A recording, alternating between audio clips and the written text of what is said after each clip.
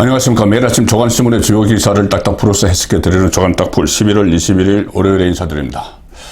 윤석열 대통령이 취임 이후 6개월 동안 지속적으로 해왔던 도어 스태핑, 출근길 기자들과의 약식 간담회죠. 오늘부터 전격 중단됐습니다. 대통령실이 조금 전에 이 공지사항을 하나 냈는데, 대통령실은 11월 21일 월요일부로 도어 스태핑을 중단하기로 결정했습니다. 최근 발생한 불미스러운 사태와 관련해서 근본적인 재발 방지 방안 마련 없이는 지속할 수 없다고 판단했습니다. 도어 스태핑은 국민과의 열린 소통을 위해 마련된 것입니다. 그 취지를 잘 살릴 수 있는 방안이 마련된다면 재개 여부를 검토하겠습니다. 자, 이렇게 됐지만 일단 6개월 만에 중단이 됐습니다. 얼마 전에 도어 스태핑과 관련해서 그것 때문에 윤석열 대통령이 지지율이 떨어진다는 이야기가 나왔어도 윤석열 대통령은 하지 말랄 때까지 하겠다, 자, 이렇게 했죠. 그런데 지금은 이것을 전격 중단을 했는데, 지금 대통령실에서 이야기한 최근 발생한 불미스러운 사태, 이것은 저번에 지난 18일이죠. 그 아침에 윤석열 대통령이 도어 스태핑에서 MBC 기자 전용기 탑승 불허 조치에 대한 질문을 받고 이렇게 이야기를 했었죠. MBC에 대한 대통령 전용기 탑승 배제는 우리 국가 안보의 핵심 축인 동맹관계를 사실과 다른 가짜뉴스로 이간질하려고 아주 악의적인 행태를 보였기 때문에 대통령의 헌법 수호 책임의 일환으로서 부득이한 조치였다, 이렇게 이야기를 했는데, 그렇게 이야기를 하고 등을 돌려서 엘리베이터 쪽으로 가는데 뒤에서 MBC 출입기자가 소리를 쳤습니다. MBC가 무엇을 악의적으로 했다는 거냐, 이렇게 이야기를 했죠. 자, 그때 이 MBC 기자가 팔짱을 끼고 슬리퍼를 신고, 자, 그런 모습으로 이 질문을 했습니다. 이 사진들이 지금 다니는 SNS에도 많이 유포가 됐는데, 자, MBC 출입기자가 이 팔짱을 낀 채로 마스크를 쓰고 슬리퍼를 신은 상태에서 항의를 하는 겁니다. 이렇게 되니까 홍보기획비서관, 이기정 홍보기획비서관도 YTN 정치부장 출신입니다. 대통령실 홍보기획비서관이 아니 지금 도어 스태핑하고 들어가시는 분한테 왜 질문을 하느냐, 이런 취지로 말을 하니까 MBC 기자가 도어 스태핑에 개입하지 말라 해서 막 설전이 벌어졌죠. 대통령이 이 엘리베이터를 기다리고 있는데 뒤에서 출입기자와 비서관이 막 고성을 하면서 설전을 벌인 겁니다. 자, 이 상황이 되니 이 국민의힘에서도 발끈했죠. 김종혁 국민의힘 비대위원, 중앙일보 편집국장 출신입니다. 김종혁 비대위원은 이렇게 이야기합니다. 대통령 도어 스태핑 때 대통령 뒤통수에 대고 소리 지르고 비서관과 고성으로 싸운 MBC 이모 기자는 대통령이 얘기할 때 팔짱을 끼고 슬리퍼 차림이었다, 그러면서 이 관련 사진을 공개를 한 것이죠. 팔짱이 잘 안 보이는 뒤쪽에 예선이 끼일 수 있지만 슬리퍼를 신고 온 건 뭐라 해야 할까? 공식 자리에는 그에 걸맞은 복장, 이른바 드레스 코드를 덜 먹이지 않더라도 이건 너무 무례한 것 아닌가, 이렇게 지적을 했습니다. 저도 청와대 출입을 오래 했지만은 기자실에서 기사를 작성하고 할 때는 이 일반 사무실에서도 그렇게 하는 것처럼 편하게 좀 발이 편하려고 슬리퍼를 신고 있죠. 그렇지만 심지어 대변인이 브리핑을 하러 오더라도 복장을 갖춰 입습니다. 구두를 다시 신고 복장을 갖춰 입고 브리핑을 듣는데, 이것은 MBC 기자는 의식적으로 이렇게 한 것이 좀 팔짱을 딱 끼고 슬리퍼 신고 무슨 말 하나 보자 이렇게 기다리고 있다가 악의적이라고 하니까는 거기에 대해서 막 항의를 한, 자, 그런 상황입니다. 아침 조간신문들도 중단될 것 같다는 그 기사를 많이 실었습니다. 중앙일보 보시면은 MBC 기자, 비서관이 설전을 했고 이미 대통령실은 그 상황을 심각하게 보고 있다. 자, 심각하게 보고 있다는 입장을 내놨습니다. 지금 대통령이 아직 그 공간에서 계속 머물고 있는 상황에서 이런 싸움 같은 것이 벌어진 겁니다. MBC 기자가 거칠게 막 항의를 하는 이런 상황이 된 것이죠. 그래서 동아일보도 대통령실 로비에 어제 가림벽을 설치를 했습니다. 그 기자들과 대통령이 윤석열 대통령이 이렇게 출근을 하는 그 복도와 이 기자들이 서 있는 그 사이에 가림벽을 설치를 했습니다. 그래서 도어 스태핑 잠정 중단 가능성, 자, 이런 아침에 조간 기사들이 있었는데 실제로 잠정 중단이 됐습니다. 자, 한겨레 신문은 이것을 가지고 이렇게 씁니다. 약식 핵연장의 돌연 가림막, 언론과 소통 빗장 거는 윤 대통령. 언론과의 소통에 빗장을 걸었다. 가림막을 쳤다.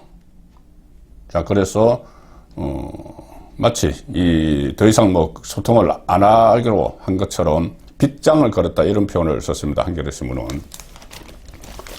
MBC와 설전 이후 도어 스태핑 바뀌나 이렇게 됐는데, 도어 스태핑은 제가 처음에 시작될 때부터 말씀드렸다시피 청와대 출입 기자들이 상상하지도 못했던, 청와대 시절은 상상하지도 못했던 취재 환경입니다. 그 전에 문재인 정부 때까지 그러니까 청와대 출입 기자들이 대통령을 직접 만나서 이야기할 기회는 거의 없습니다. 공식적인 기자회견, 그것도 문재인 대통령 시절에는 몇 번 하지도 않았죠. 그리고 풀 기자로 해서 대표 취재로 어떤 행사에 들어가도 대통령과 직접 문담할 기회는 전혀 없습니다. 자, 그런 상황에서 윤석열 대통령이 청와대를 국민에게 돌려주고 나와서 용산에 새로 집무실을 만들어서 출근을 하면서 매일 아침 이 기자들과 문답을 나누고 별도 외부 행사가 없으면 계속 했습니다. 그리고 이 기자들과 아침에 문답을 나누는 것은 사실상 국민과 소통하는 겁니다. 기자들을 통해서 국민과 소통을 하는 거죠. 기자들은 국민이 궁금해하는 것을 물어보고 대통령이 거기에 대답을 해주면은 국민들이 대통령의 생각을 알 수가 있고, 그리고 매일 아침 질문 상황에 따라서 오늘 하루의 핵심 이슈가 뭔지도 다 파악을 할 수 있고, 자, 그런 상황이었는데, 물론 그 상황에서 몇 가지 시행착오는 있었죠. 왜 그러냐면 사상 처음으로 대통령이 매일 아침 기자들과 만나기 때문에 시행착오가 없을 수가 없는 그런 상황이었죠. 자, 그런데 극히 일부 기자들이 국민이 알고 싶은 이런 내용보다는 어떤 정치적인 공격거리를 찾아서 윤석열 대통령을 난처하게 만드는, 자, 그런 질문들이 간혹 있었습니다. 그리고 윤석열 대통령이 이 약간의 어떤 말 실수만 해도 꼬투리를 잡아서 이것을 확대 재생산하고 조롱하는, 자, 그런 행태를 보여왔죠. 극히 일부 언론이 그렇게 했습니다. 좌편향된. 지금 이것처럼 본인 MBC가 바이든 이것과 관련해서 자의적인 자막을 달아서 보도를 해서 그것을 미국 국무부 백악관에 윤석열 대통령이 미국 바이든 대통령과 미국 의회에 대해서 F로 시작되는 욕설을 했다. 어떻게 생각하느냐. 이런 질문을 이런 것 때문에 전용기에서 배제를 했는데, 그리고 거기에 대해서 윤석열 대통령이 답변을 한 것을 두고 출입 기자가 뒤에서 막 고함을 지르는, 자, 이런 상황까지 벌어졌으니 더 이상 이것을 하다가는 국민 보기에 민망했겠죠. 그래서 잠정 중단을 하고 제도 개선, 어떤 개선책이 있는지를 지금 검토하는 단계에 들어간 것 같은데, 이것을 가지고 한겨레 신문이 빗장 걸었다, 언론과 소통 빗장 걸었다, 이렇게 이야기하는 것은 어불성설이죠. 오히려 청와대 시절에 상상도 하지 못한 취재 환경을 제공을 했는데, 이 좌편향된, 왼쪽으로 편향된 일부 언론이 오히려 그런 엄청난 기회를 발로 걷어차버렸다. 저는 그렇게 표현을 하고 싶습니다. 어쨌든 도어 스태핑이 조금 제도적인 보완책을 마련해서 조만간 다시 재개되기를 기대를 하겠습니다. 자, 오늘 조간신문, 다른 조간신문의 일면 톱 기사는 월드컵, 카타르 월드컵, 사상 첫 겨울 월드컵이 개막이 됐죠. 그런 소식과 또 이재명의 복심, 정진상이 구속됐죠. 그래서 이재명에게 검찰 수사의 칼날이 턱밑까지 갔다. 그런 기사들이 대부분 일면 톱 기사인데, 국민일보에서 단독으로 이런 기사를 내보냈습니다. 일면 톱입니다. 국민의힘이 곧 당대표를 새로 선출할 텐데 전당대회 룰을 개정을 추진을 하는데 당심 90%, 일반 여론조사 10%를 반영을 한다. 자, 지금은 국민의힘 당대표 경선에서 책임당원 투표가 70%고, 일반 국민은 30% 반영을 하죠. 그런데 지금 왜 당대표를 뽑는데 일반 국민을, 집어넣느냐. 뭐 역선택 방지 조항은 만들더라도, 자, 그래서 나오는 것이 책임당원 비율을 대폭 늘리자. 그래서 당심이 90%, 여론조사 10%, 이렇게 국민의힘 전대룰 개정을 추진하고 있다. 이것은 친윤 의원이 주도를 하고 역선택을 방지해야 되는 논리다. 그래서 이렇게 되면 대표를 선출할 때 친윤 지지 후보가 유리해지겠죠. 왜 그러냐면은 이렇게 되면은 조직력이 승부를 좌우를 합니다. 당원들, 책임 당원들이 거의 90%나 이렇게 반영을 하게 되면은, 그러면 현역 국회의원들이 아무래도 힘을 발휘를 하게 되고 조직을 가지고 있으니까 그 상황에서 지금 국민의힘 115명의 국회의원 중에서 상당히 사실 대다수가 지금 친윤 이렇게 분류가 되기 때문에 결국은 책임당원 비율을 늘리면은 친윤이 지지하는 후보가 유리해진다. 자, 그런데 안철수, 유승민 강력 반발 불보다, 특히 유승민은 최근에 여론조사에서 1위를 많이 달리고 있는데 자기 당대표. 그런데 역선택이 많다. 민주당을 지지하는 사람들이 이 여론조사에 참여를 해서 유승민을 지목을 한다. 그래서 역선택이 많다. 그리고 국민의힘 지지층만 따로 빼고 보면은 오히려 나경원 전 의원이 가장 유리하다. 이런 분석들이 나오죠. 자, 그래서 이것은 일종의 유승민 배제룰 이렇게도 볼 수가 있는 겁니다. 그래서 유승민 전 의원과 가까운 한 의원은 이렇게 이야기를 했습니다. 유승민 속하내기의 목적으로밖에는 안 보인다. 자, 그렇지만 지금 이준석의 그 트라우마가 있는데 다시 유승민 당대표 체제가 들었으면은 윤석열 정부는 상당히 어려워지겠죠. 친윤계 의원은 이렇게 이야기합니다. 아니, 우리 당대표를 뽑는 일인데 우리 당과 상관없는 여론조사보다는 당원들의 뜻이 중요하게 반영돼야 하는 것 아니냐. 그리고 더불어민주당도 지난 전당대회 전까지는, 지난 전당대회 이재명이 뽑히기 전까지는 당심 반영 비율이 90%나 됐다. 자, 그래서 지금 국민의힘도 당심 90% 하자 이겁니다. 민주당은 그동안 90% 했다가 지난번에 이재명을 뽑을 때 당원 투표 75, 여론조사 25, 이 비율로 이재명을 뽑은 적은 있었죠.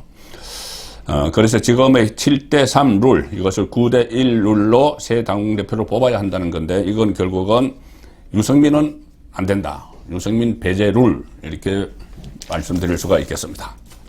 그리고 오늘, 다른 조간신문들의 일면은, 세계일보, 서울신문 다 그렇습니다. 결국 구속된 복심 정진상, 검찰이 이재명 정조준 시작했다. 자, 다 그런 기사입니다. 서울신문, 복심 정진상까지 구속, 이재명 향한 검찰의 칼날이 지금 이재명을 향하고 있습니다. 조선일보는 분석기사에서 대장동 친필 지시, 불법 경선 자금, 대장동에 대한 지시를 친필로 내린 게 있고, 이재명이. 그 다음에 정진상, 김용이 연결된 불법 경선 자금, 이런 것들이 있는데, 이재명이 어디까지 이재명이 개입했나가 핵심이다. 자, 이 친필 지시는 이겁니다. 대장동 사업 관련해서, 자필 메모로 이 어떤 문건에 결재를 했는데, 사업 시행자를 도시개발공사, 성남도시개발공사죠. 그때 성남시장 때, 또는 도시개발공사가 출자하는 특수목적 법인으로 지정할 것을 조건으로 위탁할 것, 이렇게 지시를 했습니다. 그러니까 이것은 대장동 사업을 그 전에는 성남도시개발공사만 수행할 수 있게 되어 있던 것을 민간 사업자가 SPC, 그러니까 특수목적 법인을 통해서 참여할 수 있도록 문을 열어준 거죠. 이재명이 친필지시로 문을 열어줬는데 그 문을 들어온 팀이 대장동 일당입니다. 이후에 성남도시개발공사는 대장동 사업을 위한 SPC 성남의 뜰을 설립을 했고, 성남의 뜰에 김만배 씨가 대주주로 돼 있는 화천대유가 들어가서 이런 구도가 된 겁니다. 이혹의 출발점이 대장동 친필 지시에 의해서 시작이 됐죠. 자, 그래서 이 성남시가 결과적으로 김만배 등 참여를 허용하고 초과 이익 환수를 안 해서 4천억 원을 몰아준 사건이다. 그래서 법조계에서는 이런 과정이 이재명 당시 성남시장의 승인 없이는 진행이 불가능하다. 이렇게 보고 있기 때문에 이재명에게 수사의 칼날이 들어가고 있고, 대선 후보 경선 자금은 별개입니다. 김용희 남욱에게서 받은 8억 원. 이것은 대선 후보 경선 자금으로 쓰인 걸로 검찰은 파악하고 있는데, 그때 김용희 이 대선 후보 경선 때 조직을 총괄을 했고, 이재명 후보의 조직을 총괄을 했고, 자금을 조달을 하는 역할을 했습니다. 그래서 그 과정에서 이재명이 사전 인지 여부 수사를 지금 하고 있습니다. 그리고 또 어제 제가 말씀드렸지만, 이번 주에 김만배, 남욱 두 사람이 구속기간 만료로 석방이 됩니다. 그러면은 유동규처럼 또 폭로에 나설지 주목된다. 자, 이런 기사도 나오고 있고, 손발 묶인 이재명 사법 리스크의 현실화, 정치 생명 최대 위기. 자, 이런 세계일보 제목되어 있습니다. 정치 생명 최대 위기. 맞았다. 자, 그런데 조금 전에 한겨레 신문이 이 도어 스태핑, 그러니까 진보 좌파 성향의 언론이 이렇게 좀 비틀어서 보도를 하는데, 경향신문 일면 톱은 이겁니다. 경향신문도 진보 좌파 성향 언론이죠. 이재명 수사 초읽기인데 이것이 전국 블랙홀을 예고하고 있다. 자, 이재명 수사하면은 전국의 모든 이슈가 블랙홀이 될 것이다. 이렇게 일종의 엄포를 놓는 겁니다. 경고를 하는 거죠. 이재명 수사, 이거 정치 수사야. 그러면은 민주당이 저항을 할 거고 모든 전국 이슈를 빨아들이는 블랙홀이 될 거다. 이렇게 위기를 확산시키는 겁니다. 이렇게 중간 제목은 이렇게 달았습니다. 물정 없이 제1야당 대표 강제 수사 돌입된 여야 대치 심화 불가피. 자, 물정 없이 지금 진술도 있고 물정이 있으니까는 법원에서도 구속영장을 발부를 해주고 압수수색 영장도 발부를 해주겠죠. 근데 무조건 물정 내놔라. 이렇게 이야기를 합니다. 민주당이 그렇게 이야기하는데 경향신문이 똑같이 이야기하는 거죠. 이재명 대표에 대한 조사는 물론 사무실 압수수색 등 강제 수사를 시도할 가능성도 있다. 다만 결정적 증거 없이 제1야당 대표를 수사할 경우 역풍이 불 수도 있다. 자, 그 역풍, 토요일 날 촛불 행동인가 하는 데서 윤석열 퇴진 집회를 하고 있죠. 거기에 지난 토요일에는 야권 의원 7명이 윤석열 퇴진 집회에 참석해서 단상에까지 올라서 연설까지 했습니다. 자, 그렇게 되니 여당에서는 그 사람들은 정치 무당들이다. 이렇게 맹비난을 했죠. 윤석열 퇴진 집회에 7명이 올랐다. 그리고 이 사람들은 주로 친명, 맹목적인 충성파들입니다. 그렇기 때문에 이것도 이 맞불을 놓기 위한 것이다. 이재명이 곧 강제 수사를 당하게 되니까 맞불을 놓기 위해서 이태원 참사 빌미로 야당 일부가 장외투쟁 나섰다. 이 조선일보의 중간 제목입니다. 이 윤석열 퇴진 구호 외치는 야당 의원들 사진을 쭉 했는데 이 구호를 막 외칩니다. 그 자리에서 내려오라. 이렇게 윤 대통령 퇴진을 요구했는데 민형배, 민주당 위장 탈당했던 양이원영, 강민정, 안민석, 유정주, 황운하, 김용민 이런 사람들인데 안민석은 아주 적개심을 표현을 했습니다. 단상에 올라서 윤석열 정권이 MB 때보다 사악하고 박근혜 정권보다 무능하다. 자, 그렇게 된 게 여당이 촛불의 추억에 취한 선동꾼인가, 대선 불복이 민주당 공식 입장인가 이렇게 강력하게 비판을 하고 있고. 자, 그런데 지금 이렇게 7명이 가서 했지만은 이렇게 이재명 보호를 위한 차원에서 윤석열 퇴진을 외쳤지만 상당히 많은 민주당 의원들은 지금 상당히 불안해하고 있다. 이런 기사도 또 오늘 나옵니다. 한국일보 기사는 사법 리스크 예상보다 심각하다 해서 동요하는 민주당. 지금 정진상이 결백을 주장을 하면서 구속 저지에 올인해온 지도부의 총력 투쟁에 대한 회의론도 조만간 분출될 수 있다는 관측이 나온다. 그동안 적전 분열을 피하기 위해서 사법 리스크 언급을 자제했던 비이재명계, 반이재명계의 목소리가 커질 수도 있다. 한 수도권의 초선 의원은 한국일보에 이렇게 이야기합니다. 정진상이 구속되는 걸 보면서 이재명 대표의 사법 리스크가 예상보다 더 심각한 것 아니냐는 동요가 의원들 사이에서 퍼지고 있다. 동요되고 있다는 거죠.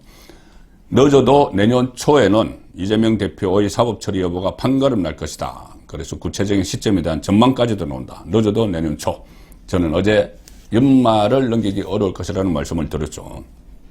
그리고 24일에 국회 본회의에 앞서서 의원총회, 민주당 의원총회가 열리는데 거기서 지도부를 향한 불만이 표출할 수 있다. 자, 이런 전망도 지금 나오고 있습니다.